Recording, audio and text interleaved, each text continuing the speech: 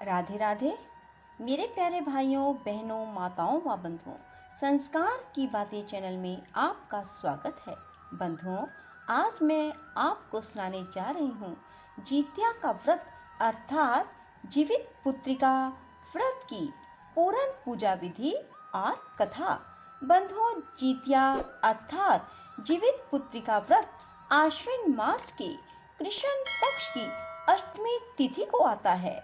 इस व्रत में माताएं अपनी संतान की सुरक्षा एवं स्वास्थ्य के लिए पूरा दिन तथा पूरी रात 24 घंटे तक निर्जला उपवास करती हैं। यह व्रत सभी व्रतों में सबसे कठिन व्रत गिना जाता है। बंधुओं, यह व्रत सप्तमी से शुरू होकर नौमी तिथि तक चलता है। यह व्रत सूर्य छठ के महापर्व की तरह 3 दिन तक मनाया जाता है। यह व्रत आश्विन माह की कृष्ण पक्ष की सप्तमी से नौमी तक चलता है। सप्तमी का दिन नहाए खाए के रूप में मनाया जाता है। यह बिल्कुल छठ पर्व की तरह होता है। इस दिन महिलाएं गंगा जी में स्नान करती हैं और पूजा करती हैं। यदि आप गंगा जी में स्नान नहीं कर सकते तो आप नहाने के जल में गंगा जल की कुछ बूंदें डालकर स्नान करें और उसके बाद पूजा का संकल्प लें। नहाए खाए के दिन सिर्फ एक बार भोजन किया जाता है। इस दिन सात्विक भोजन किया जाता है। नहाए खाए की रात को छत पर जाकर चारों दिशाओं में कुछ खाना रख दिया जाता है। कहा जाता है कि यह खाना चील और स्यारिन के लिए रखा जाता है। व्रत के दूसरे दिन यानी अष्टमी को खुद जितिया कहा जाता है। इस दिन महिलाएं निर्जला व्रत रखती हैं। आखिरी दिन पारण किया जाता है। जितिया के पारण के नियम अलग अलग शहरों में अलग अलग हैं। पूजा करने के बाद व्रत कथा अवश्य सुने।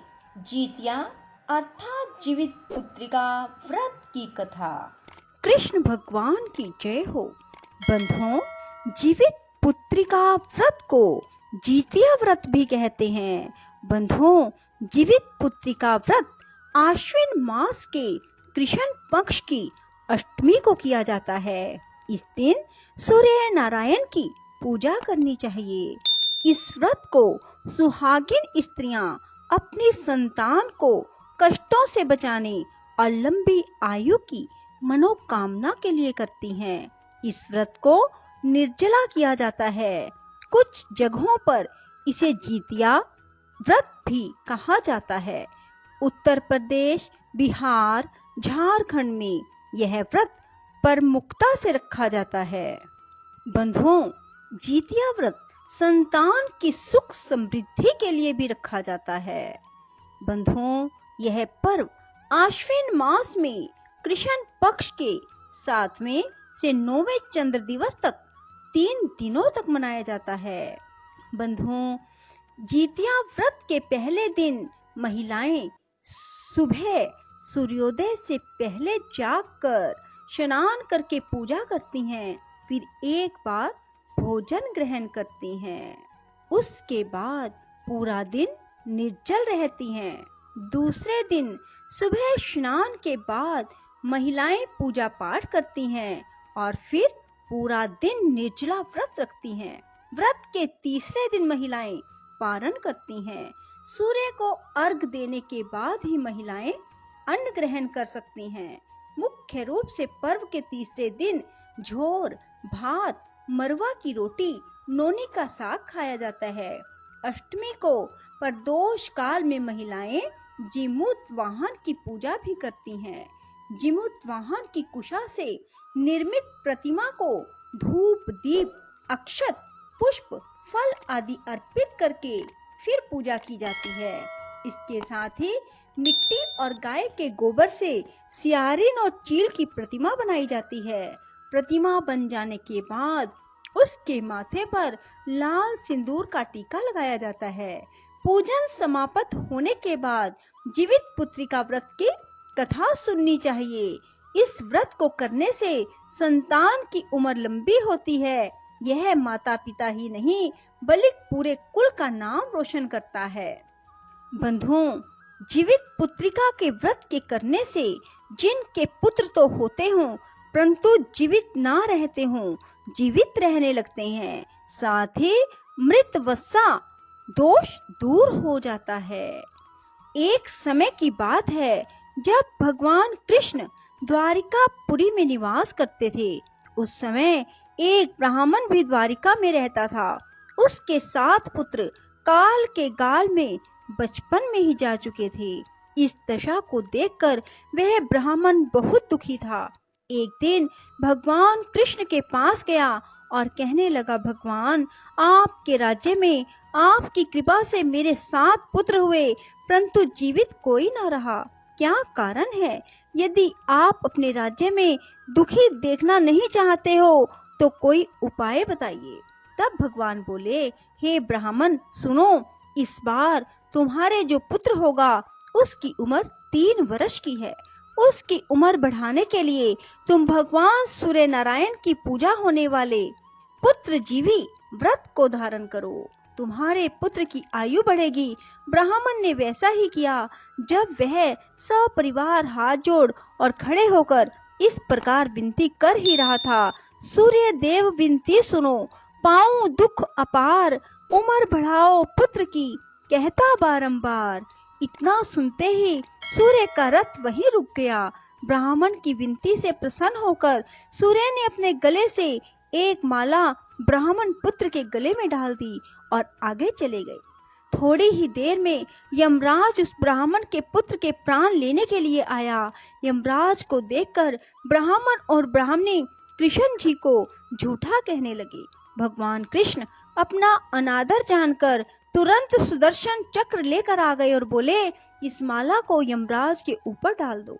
इतना कहते ही ब्राह्मण उस माला को उठाने लगा कि यमराज डर कर भाग गए, परंतु वहां यमराज की छाया खड़ी रही। उस फूल की माला को छाया के ऊपर फेंक दी, जिसके फलस्वरूप वह छाया शनि के रूप में आकर भगवान कृष्ण की प्रार्थना करने लगी। भगवान कृष्ण को शनि के ऊपर दया आ गई और पीपल के वृक्ष पर रहने के लिए कहा। तब से शनि की छाया पीपल के वृक्ष पर निवास करने लगी। इस प्रकार भगवान श्री कृष्ण ने उस ब्राह्मण के पुत्र की उम्र बढ़ा दी। इसलिए हे भगवान, जिस तरह उस ब्राह्मण के लड़के की उम्र बढ़ाई, उसी तरह सबकी उम्र बढ़ाना। बंधुओं, जीतिया व्रत की आपको मैं एक और कथा सुना रही हूँ। एक बार गरुड़ और एक मादा लोमड़ी नर्मदा नदी के पास एक हिमालय के जंगल में रहते थे। दोनों ने कुछ महिलाओं को पूजा करते और उपवास करते देखा और खुद भी इसे देखने की कामना की। उनके उपवास के दौरान लोमड़ी भूख के कारण बेहोश हो गई और चुपके से भोजन किया। दूसरी ओर चील ने पूरे समर्पण के साथ व्रत किया और उसे पूरा किया। परिणाम स्वरूप लोमड़ी से पैदा हुए सभी बच्चे जन्म के कुछ दिन बाद ही खत्म हो गए और चील की संतान लंबी आयु के लिए धन्य हो गई। इस कथा के अनुसार जिमुतवाहन गंधर्व के बुद्धिमान और राजा थे।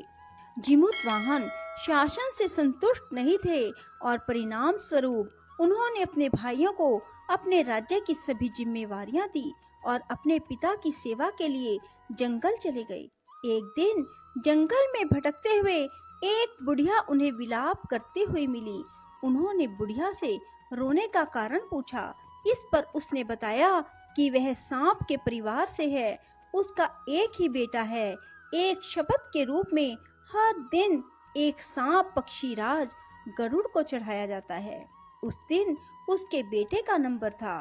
उसकी समस्या सुनने के बाद जिमुतवाहन ने उन्हें आश्वासन दिया कि वह उनके बेटे को जीवित वापस लेकर आएंगे। तब वह खुद गरुड़ का चारा बनने का विचार कर चट्टान पर लेट जाते हैं। तब गरुड़ आता है और अपनी अंगुलियों से लाल कपड़े से ढके हुए जिमुतवाहन को पकड़कर चट्टान पर चढ़ जाता है।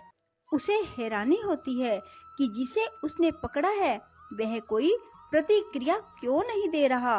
तब वह जिमुतवाहन से उसके बारे में पूछता है, तब गरुड़ जीमूत वाहन की वीरता और परोपकार से प्रसन्न होकर सांपों से कोई बलिदान नहीं लेने का वादा करता है। मान्यता है कि तभी से ही संतान की लंबी उम्र और कल्याण के लिए जीवित पुत्री का व्रत अर्थात जीतिया व्रत मनाया जाता है। बंधुओं, जीवित पुत्रिका से संबंधित एक और कथा मैं आपको सुनाने जा रही हूँ। महाभारत युद्ध में पिता की मृत्यु के बाद अश्वत्थामा बहुत क्रोधित था। वह पिता की मृत्यु का बदला लेने के लिए पांडवों के शिविर में गया और उसने 5 लोगों की हत्या कर दी। उसे लगा कि उसने पांडवों को मार दिया, लेकिन पांडव जिंदा थे। जब पांडव उसके सामने आए तो उसे पता लगा कि वह द्रौपदी के 5 पुत्रों को मार आया है। यह सब देखकर अर्जुन ने क्रोध में अश्वत्थामा को बंदी बनाकर दिव्य मणि को छीन लिया।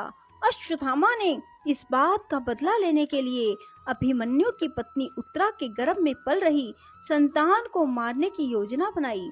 उसने गर्भ में पल रहे बच्चे को मारने के लिए ब्रह्म अस्त्र चलाया, जिससे उत्तरा का गर्भ नष्ट हो गया।